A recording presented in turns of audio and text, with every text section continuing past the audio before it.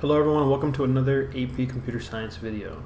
In this video we're going to finish up our discussion of recursion with an example of a sort that uses recursion to make its implementation work. The sort we're going to talk about is merge sort, and it is one of the most well-known and well-studied sorts, and really it becomes extremely effective. One, because it's not particularly difficult to program at the top level, and two, because the way it's designed, it is way more efficient by a significant margin than the sorts we've learned so far, which were bubble, insertion, and selection. So let's take a look at this. We'll see that it's going to follow the same pattern that the other recursions have, the three components of a recursion, and when we follow that, we can come up with a very effective sort that's interesting in how it's implemented. So we'll go ahead and make a new class in our recursion package, and we'll call it recursive sort. Excuse me. There it is. So let's go ahead and make our main. We're going to eventually have to fill in a main. I'm going to assume integer arrays, and again, we can easily change this for any data type in any collection as long as we know how the comparison between objects or values can be created, and that we can establish an ordering to them. So if they have a comparison ability, whether through an interface or through classes or through methods or operators, as long as we can sort them and put them in a particular order against each other, the implementation can work with just adjustments of the details. So let's go ahead and start off. We'll say public static void. The merge sort will manipulate the array directly, so the result is not a new array, but the original array being changed. We'll call it merge sort. Let's do a lowercase m. Our input is simply an array of integers to sort. Now, merge sort is one where creating helper methods is definitely going to make things a little bit easier to do, but at the top level, this method will have recursion by calling on itself. So again, what are the three components of recursion?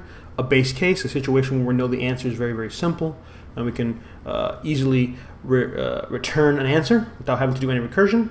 A simplifying of a problem, so in this case we're going to have to come up with a way to make this problem easier, so the sorting, whatever that requires, should be easier each recursion that we do, which leads us to the base case.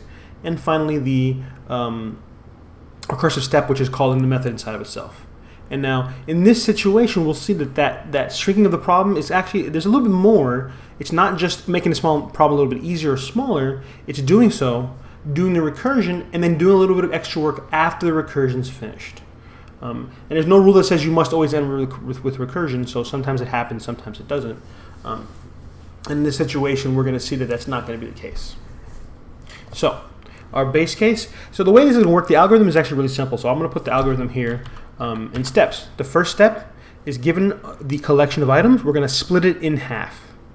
The trick to the merge sort is, well, we say, well, if we take the list of numbers and we cut it in half, each of those lists is significantly smaller, so it should be pretty easy to sort each smaller list. So if we sort two small lists, and then once they're in order, the extra work that we have to do is simply put them in order in relation to one another. So if I have a list and I split it and I end up with the numbers 3, 5, and 1, 7, I'm going to reorder the 3, 5, and I'm going to reorder the 7, 1, and then that's going to leave me with 3, 5, and 1, 7. And then now to bring them together, 3, 5, 1, 7, it's going to be 1, then 3, then 5, then 7. The merging process of taking two sorted lists and stitching them back together while maintaining the order, that's the kind of trick here. So we're going to say we're going to split the list in half. That's the first step. We're going to recursively sort each half. And that's the part where it's the quote-unquote magic. This is where the recursion occurs, and it just does the work. And if our base case was correct, then and our stitching or merging back together is correct, then the result is a good answer. And then once we've recursively solved or sorted each half, we will simply merge the two lists back together, maintaining order.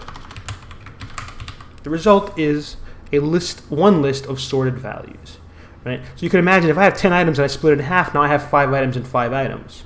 The recursion would say, well, for each of those lists of 5 items, split them in half. That gives you 4 lists, 2 of them with 2 and 2 of them with 3 items, because an odd number doesn't necessarily evenly split, but that's fine. And then now each of those lists themselves will recursively be split. If you have a list of size 2 and you split it, you end up with 1 and 1. If you have a list of size 3, you end up splitting 2 and 1. The ones that are 2s will have to recursively split. The base case in this situation is a list of size 1. What can we say but a list of size 1? Do we need to do any recursion? No. The answer is if a list is size 1, it's already in sorted order. It's that easy. A list of size 1 is in fact a sorted list. And that's kind of a nice trick. We could also maybe technically try to do a list of size 2 and say, well, they may or may not be in order, and then we could do a little bit of extra work. But I say we might as well go all the way to size 1 and simply ask that question. So that'll be our first step, our base case, right? List of size 1. So in the case, we're going to ask this issue, we're going to say, well, if the length of array is equal to 1, then we have an already sorted array, and therefore we can simply return. Here's a situation where, okay, we have a void method, so this is going to seem a little odd, and we haven't done it, but the rule is, if you have a void return type, we're not required to use the return keyword, but we're allowed to use it with no input just to end the method abruptly. So it's convenient here. We're going to say, you know what? If you're already sorted because you're size 1, we're simply going to return.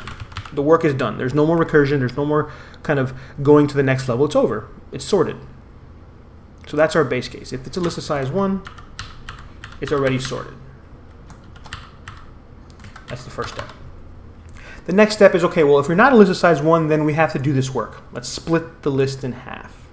So to split the list in half, we have to make 2 arrays, so we're going to make 2 subarrays. Now, I'll mention, could we implement this without any extra space? The answer is yes. We could get away with using the primary array and maybe some indices to keep everything maintained in one array, but I'm okay with wasting more RAM, more bytes of space, just to make it easier to read, right? Some implementations really do care, and in this situation, I'm not particularly picky. As long as it works properly, it's not going to take up that much more space. I'm not concerned.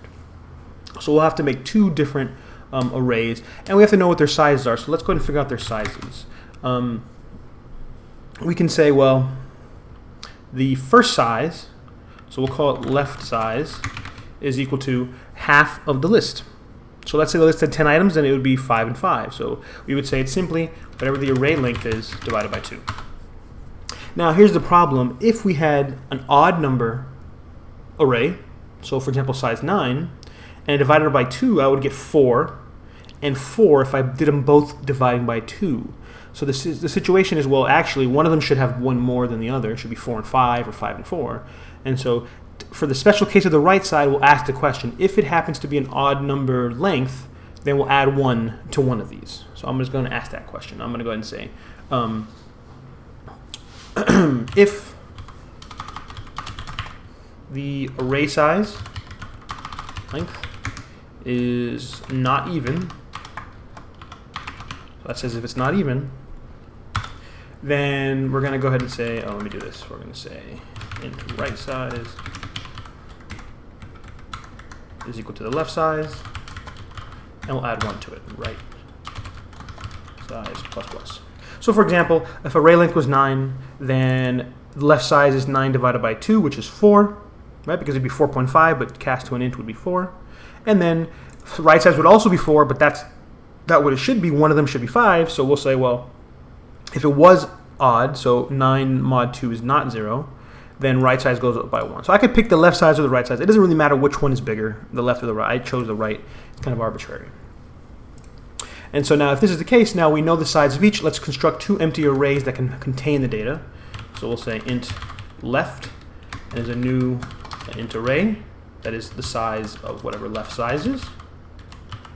We'll say another array, which is equal to a new integer array, which is whatever the right size is. Sometimes they're even, sometimes they're off by 1. And now they're both empty. We need to fill them in. And so this is a little bit of extra work, but not particularly difficult. We'll say, you know what, the first left size items from the original need to go to into left. So we can choose a loop. We can say for int I equal to 0, I less than left size I plus plus, left at I is equal to array at I, right? So left at 0 is equal to array at 0. This works out for halfway, and now the right side is a little bit more work. So So let's go ahead and put some notes here. Calculate each subarray.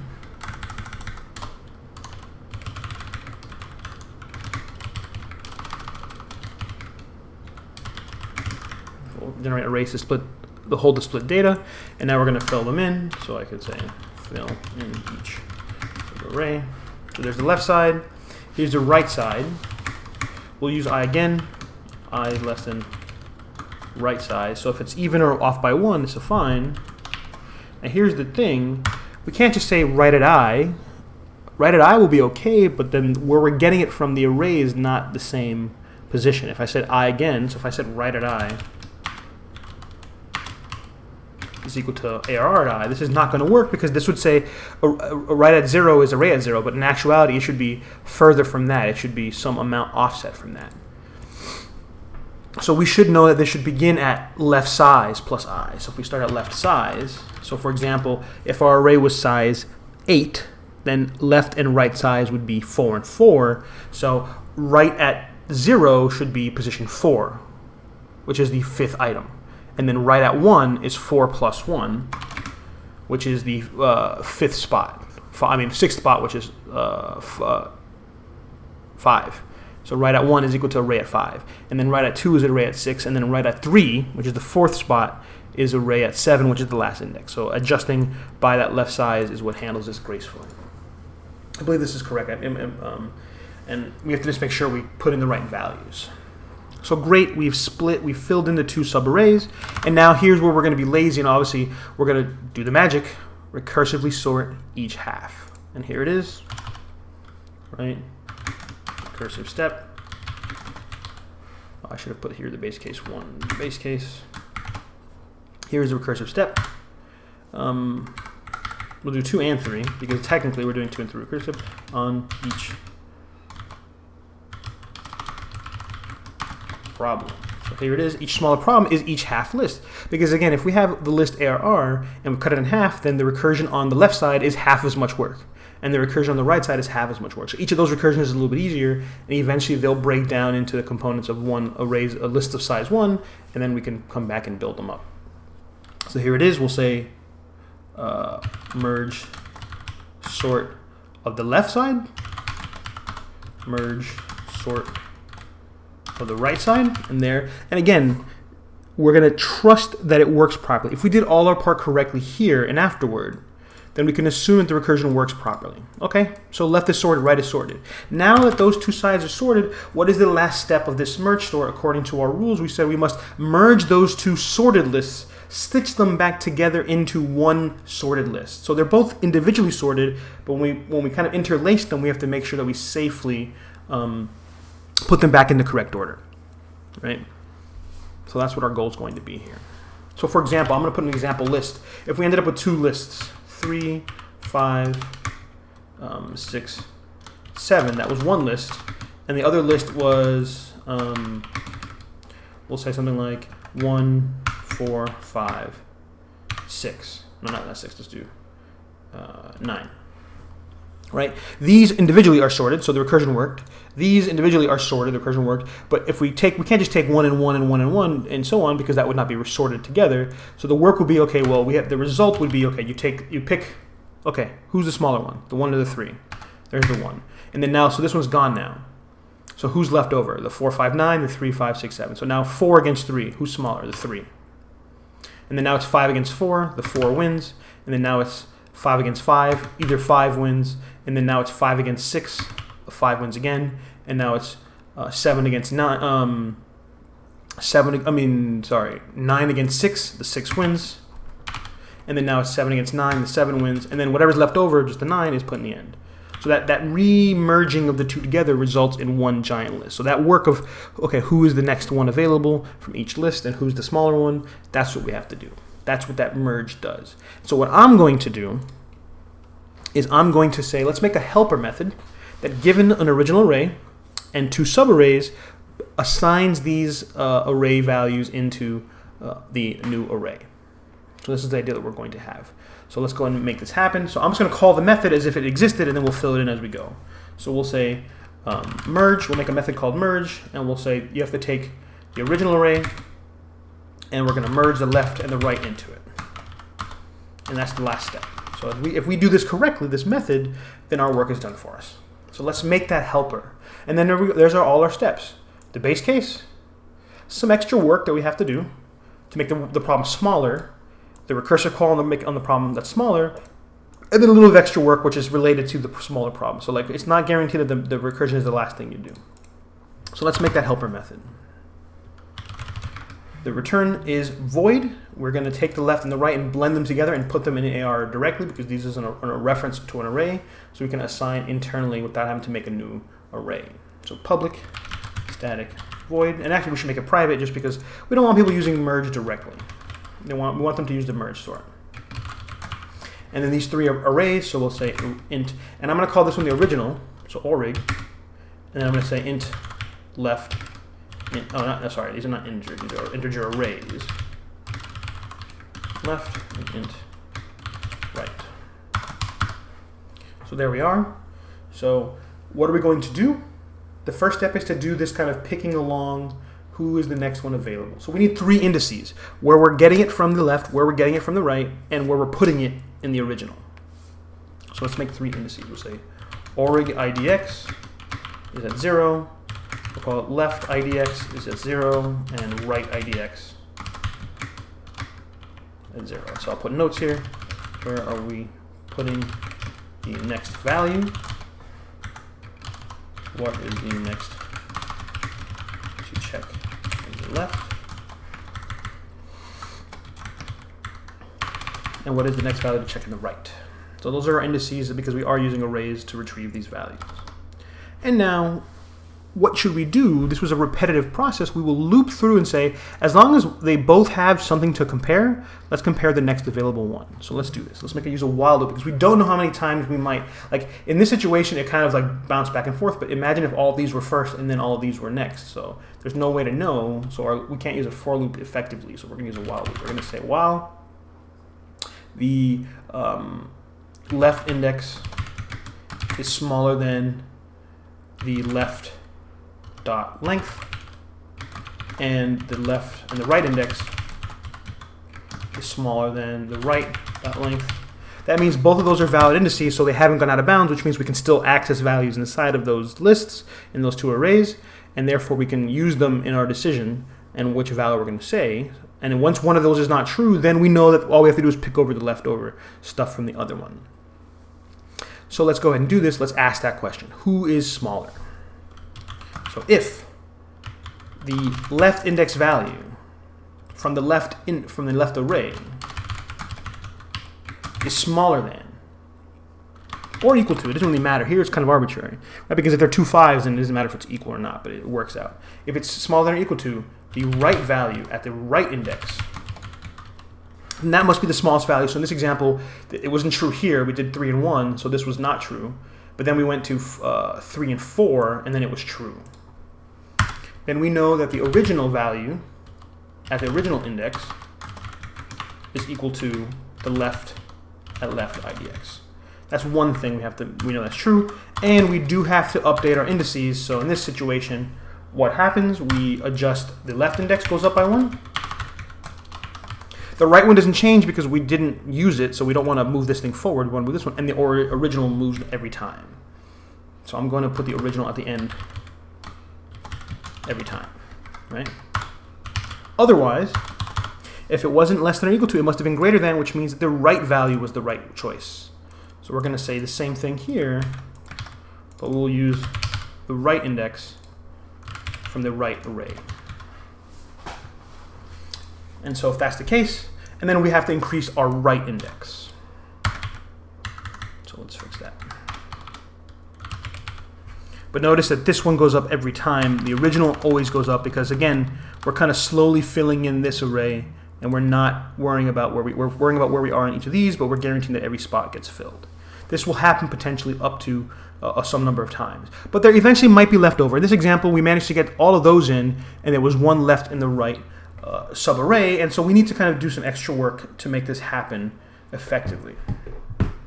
So let's go ahead and make that happen, and we'll just use 2 more loops. And these loops are not both guaranteed to run. In reality, only one of them will run, But there's no real reason to check. We can just let the loop do its work or not doing its work.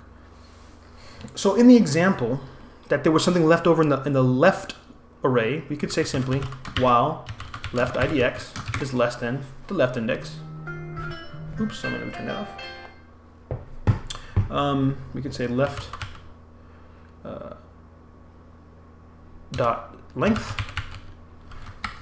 And we can do the exact same thing. We don't have to even check a question. We can just simply copy, and we'll also move this as well. Right, so we take the next item and just stick it in, and we move over and we do it again. So if there's anything left, basically, if there was some leftover ones in the left one, we'll fill them in. Now, if this was not true, because it actually was the first one to get used completely, then this loop will run 0 times. And then we can do the exact same thing for the right index, which again, in reality, only one of these loops is actually going to run, and we'll simply check that.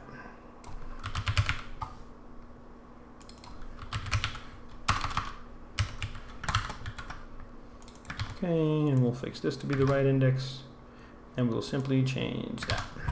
And that's it. So again, we're given 2 lists. We want to blend them together in the correct order into the original and reassign values. We need to know, well, which one are we looking at? That's what these 2 indices are for. And where are we putting it? This is the third index. And we check simply every time who's the next one we put in. Is it the right or the left? And then eventually we say, well, find what's left over and move it in, right? But these 2 loops are not both guaranteed to happen. In fact, only one of them will happen because one of these would have been false for this loop to end in the first place. So there's our merge. And let's assume our merge works, I think, correctly. I think we're in good shape. This is our method. This is the merge sort. Check the base case, split the list in 2, recursively sort that list, and then remerge them, right? So that shrinking of the problem, in actuality, we have to kind of like undo each recursion. We shrink it, we solve it, and then we fix it and blend it together. That's the result of this merge sort. This is often called a divide and conquer approach to recursion because we're splitting a problem and we can solve each half problem in a much simpler fashion. Right? And each half problem is halved again, and each half problem is halved again, and eventually each problem is so easy, it's simply the base case. So let's see if this is correct. I think that we did a good job, and we'll test this in a moment. Let's make an array of numbers. We'll say we'll make a random array of integers. Nums, and we'll say it's a new. We'll say like 100 numbers. And let's go ahead and make it filled with random numbers. So we'll say I go to 0, I less than 100, I plus nums at I is equal to a random integer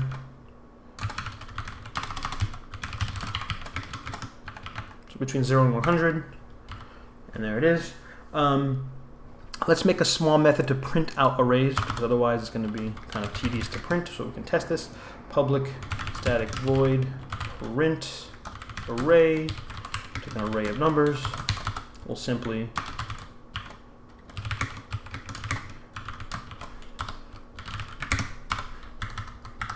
print out each number. We'll say n, the space next to it, and then we'll do an extra println.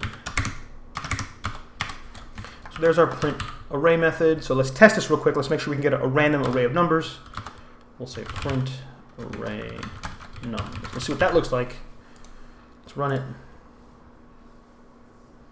So 100 numbers is a little bit too much. Let's do less. So just so I don't have to scroll, let's do 50 numbers. So let's run again. Oh, I'm sorry. I know what I did. This is 50 and this is 50. Oh, this should actually be nums.size length. That's maybe a better choice. Nums.length. So there it is. So let's try it. Okay, so there are the 50 numbers. They are in random order. You can see a bunch of them if I run it again. There they are in random order. There's a 0, there's an 85, 40, and so on. Let's call our method and see if it works. So we'll merge them. We'll call merge sort on nums. And if we did our job right, which maybe I screwed up, we should be able to print the same array and see them in sorted order. So let's see what happens. And there it is. There's the original 2182 all random, and there they are, duplicates and all in order.